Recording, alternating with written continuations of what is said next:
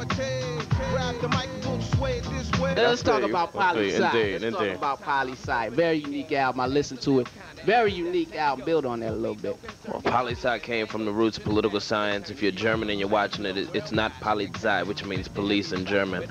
I didn't name my album after the police. I named it after the art of political science, which is the art of debate.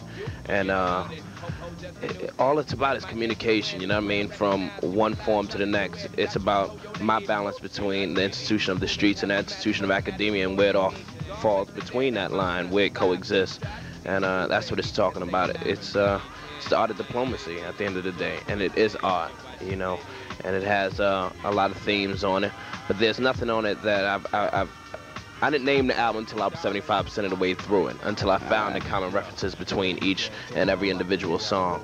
Originally, I wanted to name the album Oyster, Stout, and Ginseng until I found out that those were a bunch of aphrodisiacs. And I didn't want people to think that my album was so pretentious to be a bunch of aphrodisiacs and just to be about, you know, this, that, and the third, which, if you know what aphrodisiacs means, you know what I'm talking about. Yeah, no you know doubt. what I mean? So it was just all about the balance of life, you know, between good and bad, between love and war, between white and black. You know, it all came down, and it played that fine line, and it was about the fact that we needed positivity and negativity in order to recognize and realize that without the other, we wouldn't be able to appreciate the other. You understand what I mean? It's like Nietzsche, that which does not kill us makes us stronger. Within Poli-Sci, we need the tragedies in order to find out where the happiness lies therein. So that's what it was all about. All right. Let's build on some of your background a little bit, 'cause I don't think too many people really know a whole lot about you, you know, musically before, you know, the Fugees and whatnot. You know what I'm saying? Let's go into John's world for a minute. John's world musically before the Fugees would probably entail not that much that was ever released, you know, to be honest. It came in it came in a fashion of when I was 8 years old, I wrote my first rhyme. When I was 8 years old, I picked up my first instrument that I was trained at, which was the classical violin. I'm from Brownsville, Brooklyn. I excelled through school, and I had the opportunity when I was 14 years old to go to a very prestigious prep school. That was a boarding school away from New York, about a 5-hour drive away, named Exeter. And I went there for 4 years from the age of 14 to 18.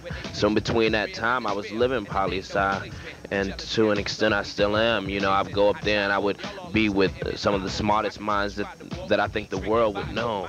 And then I would come back home and I would be able to balance that out. So I got the book smarts, and at the same time I balanced that out with the street smarts, but I never lost touch with both worlds. You know, it may have messed me up in the sense that I felt that, you know, I didn't fit in here or I didn't fit in there. But at the end of the day, I realized that this is a very small planet. And one thing that the music industry does, which diverges from your point for a minute, but it provides mobility, and it allows for you to see this small planet and this small world. And that's what I'm here to do, because this world is mine, and this world is everybody that chooses to see it. Many are called, few are chosen, and the ones who are chosen are the ones who choose themselves at the end of the day. And I've chosen myself to see this small planet, and that's what it all entails, you know. And it's about speaking different dialects without contradicting yourself while you're speaking it. So I can speak slang fluently, but at the same time I can speak standard English fluently, and that's what it's about. It's about speech. It's about how you communicate with the other person without losing sight of how you feel as an individual. And that's been me since day one, to be absolutely honest with you. And my mom has been my greatest influence to me thus far.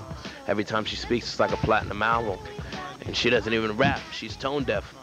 You know, she comes home from church singing the gospel choirs, and I cannot knock her for that, because she loves what she does, and she does it sincerely. And that's what I try to do every time that I go out there, and every time that I try to make a song or produce a beat or go on tour or speak to you for that matter. It's all about doing what you love and doing it sincerely, and being able to inspire people, and being able to be that person that can be that catalyst that people can live vicariously through.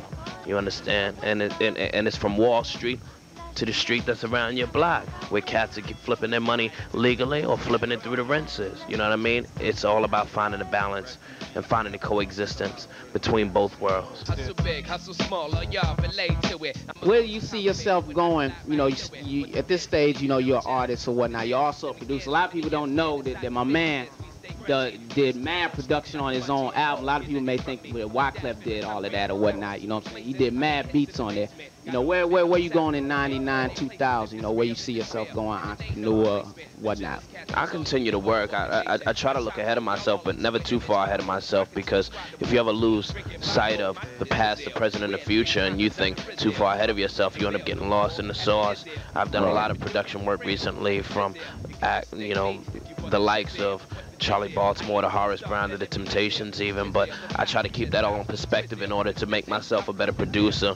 I listen to a lot of the cats that are out there right now, including Cannabis and Clef, and try to make myself a better MC.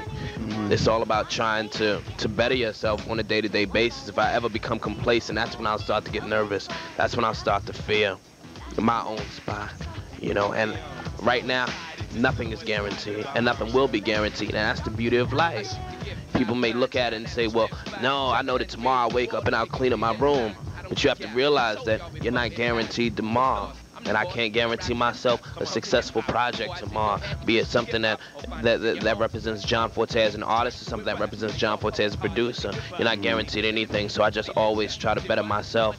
And I have plans in mind, but honestly, I don't speak on plans until they actually become fruition, or until I bring them into fruition, until I make them happen. And then I can look back and say that I've done this, that, and the third.